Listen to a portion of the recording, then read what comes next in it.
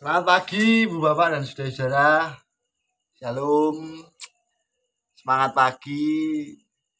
Mari bersama kita awali hari ini dengan doa Rabu pagi.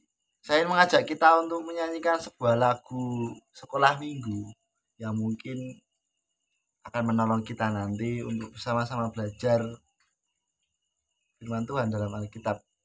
Sakeus, begitu.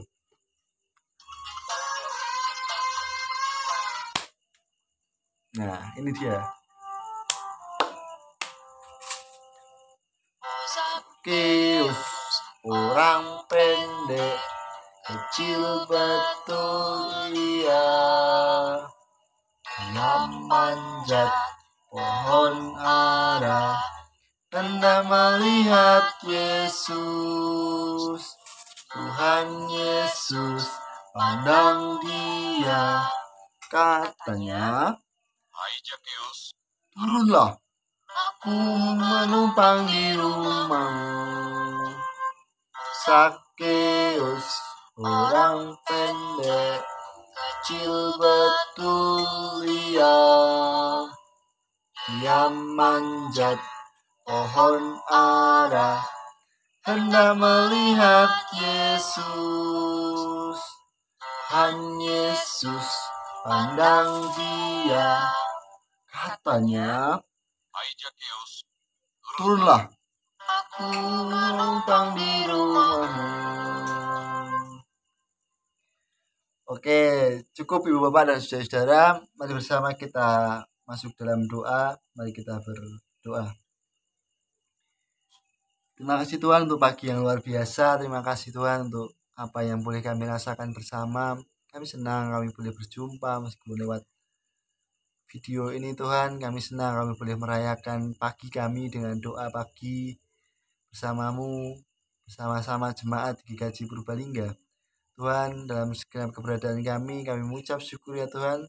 Kiranya Engkau yang memberkati kami, sehingga kami dapat sama-sama belajar, sama-sama saling menyemangati, sama-sama saling berbagi dalam setiap keberadaan kami, di tengah keberagaman yang Tuhan berikan bagi kami. Inilah kami Tuhan, di dalam nama Kristus Yesus kami berdoa dan memohon. Amin. Ibu Bapak dan saudara-saudara, saya tidak ingin mengajak kita untuk membaca mengenai Sakeus. Tadi hanya sebagai pengantar. Apa sih cerita mengenai Sakeus? Saya berharap Ibu Bapak punya gambaran mengenai Sakeus dalam kisahnya. Saya ingin mengajak kita untuk membaca dari 2 Timotius. 2 Timotius pasalnya yang 2 Timotius 2 ayat 1 sampai yang ke-13. Saya akan membacakannya untuk kita semua.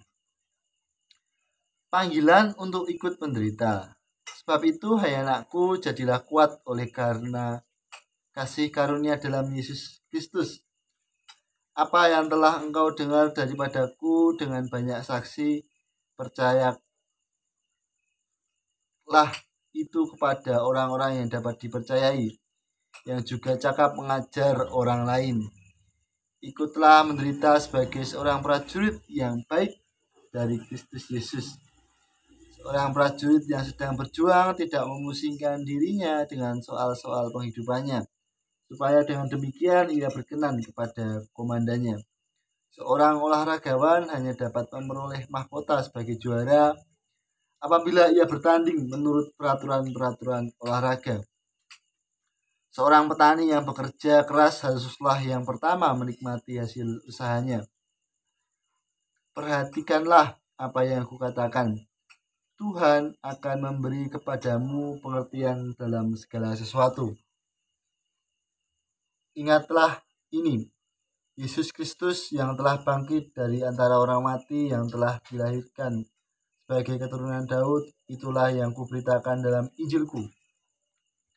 Karena pemberitaan Injil inilah aku menderita, malah dibelenggu seperti seorang penjahat, tetapi firman Allah tidak terbelenggu. Karena itu aku sabar menanggung semuanya itu bagi orang-orang pilihan Allah, supaya mereka juga mendapat keselamatan dalam Kristus Yesus dengan kemuliaan yang kekal. Benarlah perkataan ini, jika kita mati dengan Dia, kita pun akan hidup dengan Dia. Jika kita bertekun, kita pun akan ikut memerintah dengan Dia. Jika kita menyangkal Dia, Dia pun akan menyangkal kita. Jika kita tidak setia, Dia tetap setia, karena Dia tidak dapat menyangkal dirinya.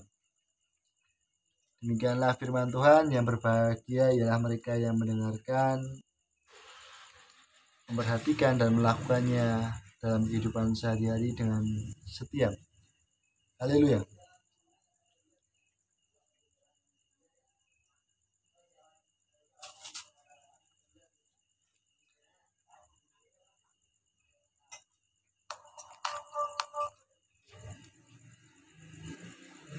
Ibu bapak dan saudara-saudara,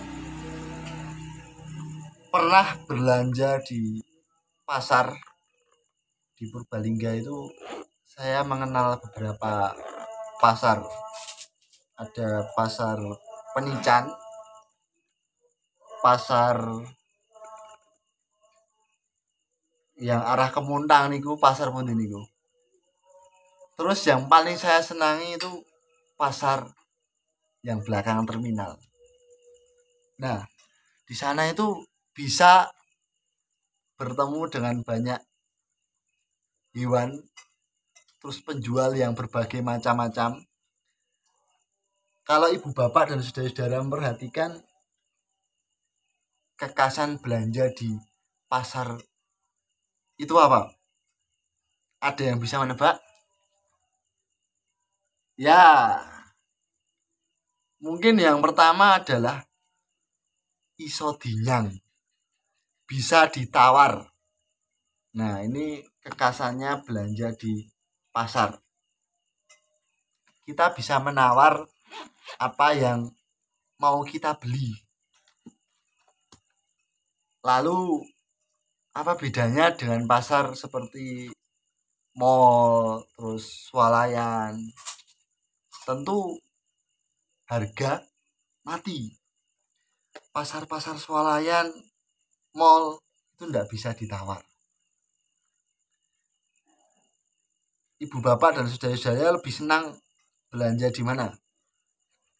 Mungkin ada yang senang belanja di mall atau swalayan, ya karena harganya sudah pasti, beres waktu, singkat, lek satset des belanja rampung. Nah, tapi ada juga yang senang belanja di pasar tradisional.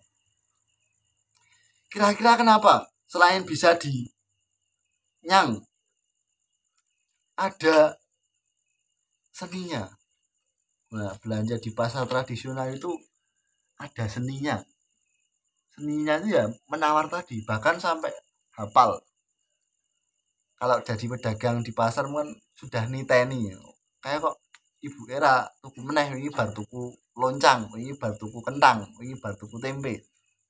Bahkan sampai hafal, dan hubungan relasinya itu bukan cuma mau beli tempe atau mau beli tahu atau mau beli barang dagangan, tapi malah bisa sampai bertanya kabar dan persoalan lain.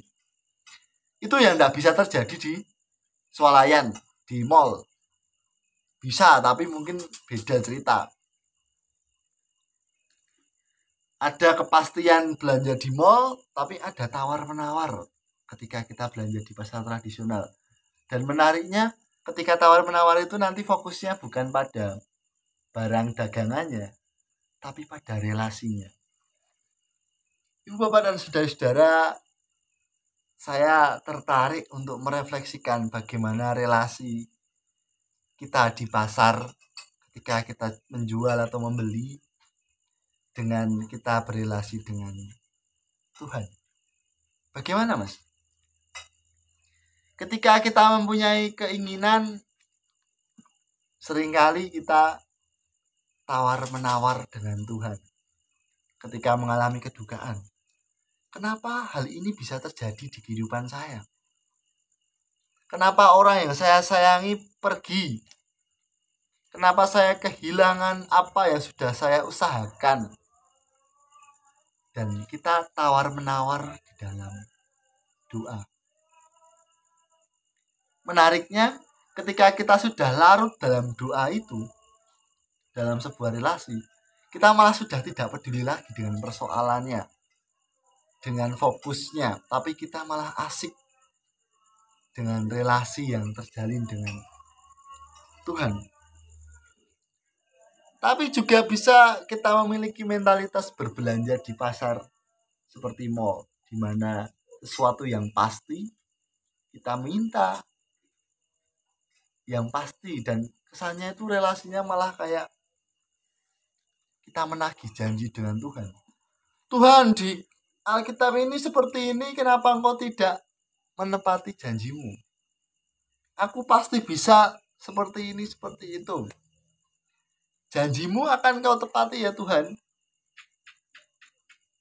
Nah, ada banyak relasi dengan kehidupan doa kita, kehidupan iman kita yang seperti itu. Bacaan kita tadi menjadi peringatan Rasul Paulus kepada Timotius. Siapa tahu Timotius? Timotius itu adalah anak rohaninya Rasul Paulus. Jadi semacam teman nyantriknya. Jadi Paulus ini guru, terus Timotius ini anak rohaninya, didikannya. Jadi Timotius menggembalakan jemaat di Efesus dengan berbagai macam persoalannya, dan mereka itu merasakan putus asa, tidak bersemangat. Ya karena kita bisa baca di ayat-ayat sebelumnya bagaimana teladan, petunjuk-petunjuk diberikan oleh Rasul Paulus kepada Timotius. Lalu yang kita baca tadi adalah bagaimana panggilan untuk ikut menderita.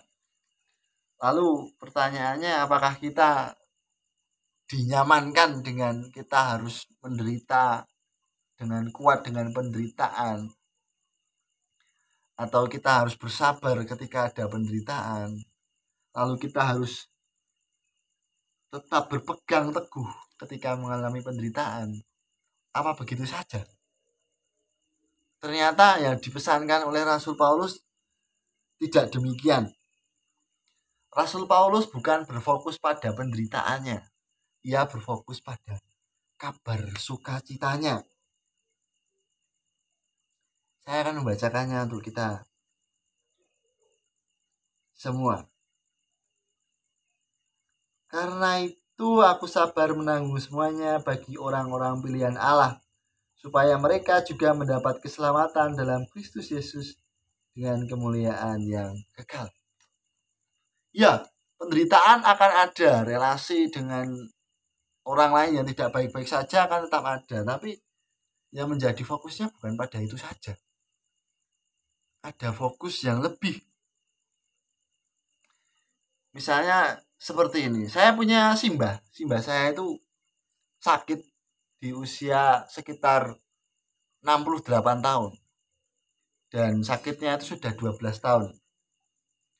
Seusia adik saya namanya Bilana. Dia sejak dia lahir sampai dia sekarang kelas 6 itu mengalami dan tahu betul Simbah saya sakit.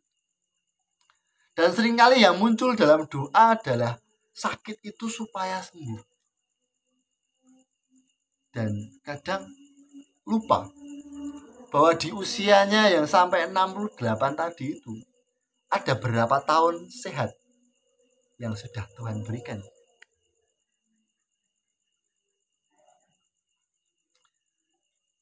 Nah, Ibu Bapak dan Saudara-saudara, bagaimana melihat point of view dengan persoalan kehidupan kita ini menjadi penting terkait dengan panggilan untuk ikut menderita.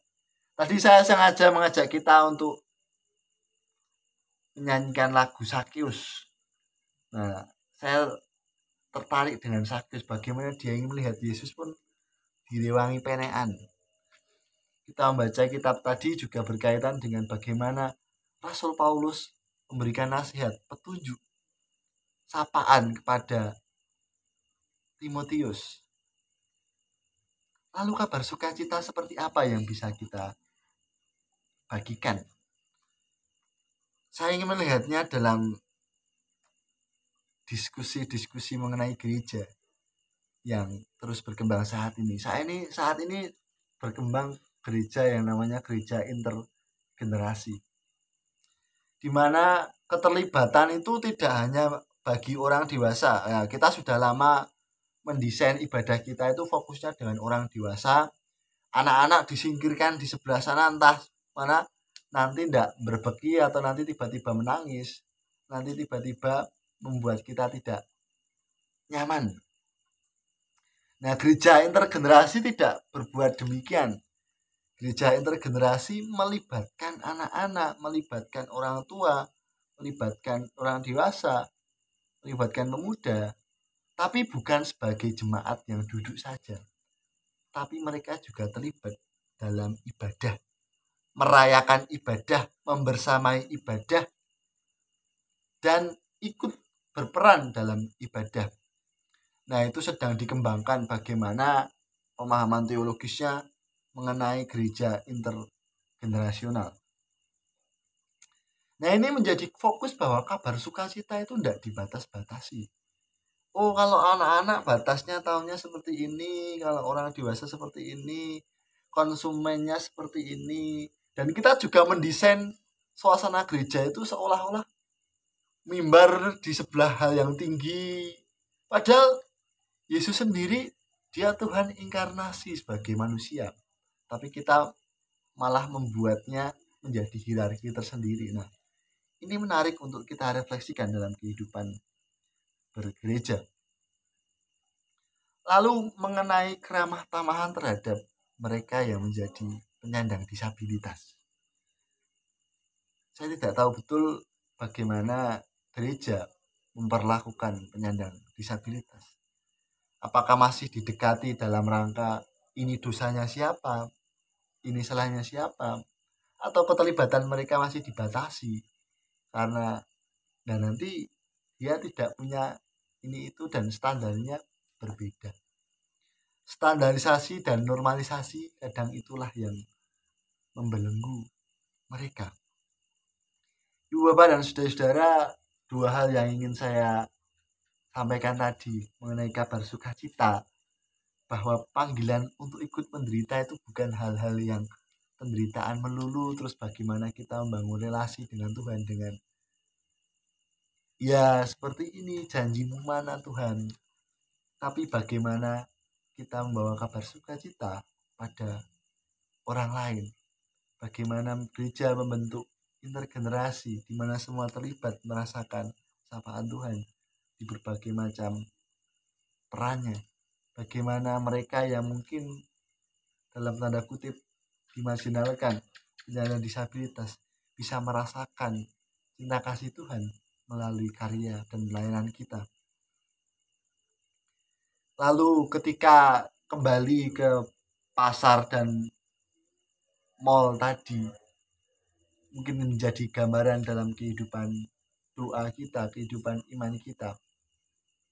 Tapi saya tidak bermaksud mengajak kita untuk berbelanja di pasar tradisional, tapi saya mengajak kita untuk melihat sebuah nilai yang baik di pasar tradisional, di mana ada relasi yang tawar-menawar.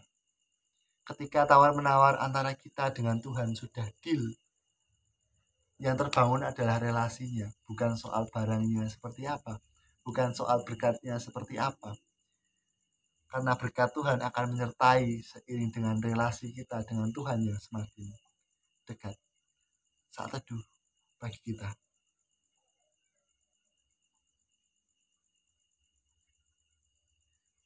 Ibu Bapak dan saudara-saudara, mari bersama kita berdoa. Syafaat, mari kita berdoa. Sukacita boleh kami rasakan Tuhan atas apa yang boleh kami pelajari bersama Tuhan. Kiranya ini menjadi kabar sukacita di tengah berbagai macam pergumulan kami, di tengah berbagai macam tantangan kehidupan kami sebagai jemaat-Mu. Tuhan, di tengah sukacita kami teringat akan apa yang menjadi pergumulan saudara-saudara kami, orang tua kami, dalam keadaan sakit. Kiranya Engkau yang menemani mereka, Engkau yang memberikan kesembuhan seturut dengan kehendak-Mu. Di tengah berbagai macam pergumulan anak-anak kami dalam belajar, mencari pekerjaan, kiranya Engkau yang berkati, sehingga mereka dapat beroleh apa yang menjadi kehendak-Mu dalam pencarian kehidupan mereka. Tuhan, di tengah berbagai macam karya dan pelayanan kami, mampukan kami untuk terlibat aktif menjadi pelaku-pelaku kasih di tengah berbagai macam keberagaman di mana Tuhan memberikannya kepada kami. Tuhan, ada banyak permohonan yang ingin kami sampaikan ya Tuhan. Engkau mengenali kami bahkan melebihi diri kami sendiri. Kiranya yang terjadi dalam kehidupan kami adalah kehendak-Mu. Dalam nama Kristus Yesus kami berdoa. Amin. Ibu Bapak dan saudara-saudara, saya ingin mengajak kita menyanyikan sebuah lagu yang membuat kita teringat mungkin di masa muda, di mana masa-masa sungguh senang. Itu menjadi bagaimana panggilan kita untuk menderita, bukan berarti penderitaan saja, tapi menjadi pewarta sukacita, dan bagaimana kita membangun relasi dengan Tuhan di tengah berbagai macam pergumulan kehidupan kita.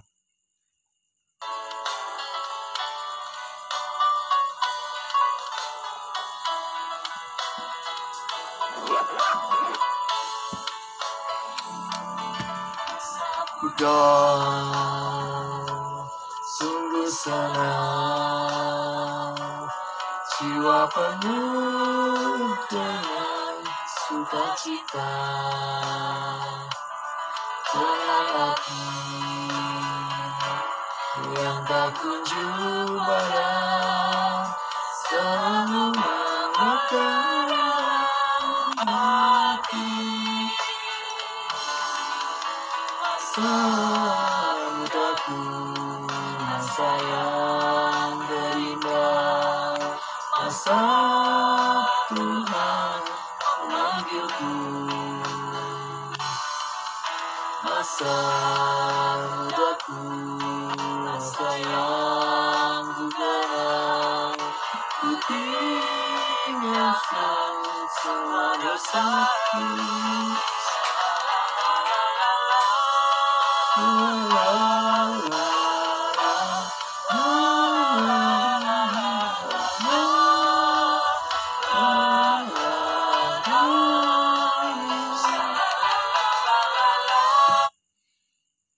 Baik, selamat melanjutkan aktivitas. Tuhan yang memberkati kehidupan kita. Sampai jumpa.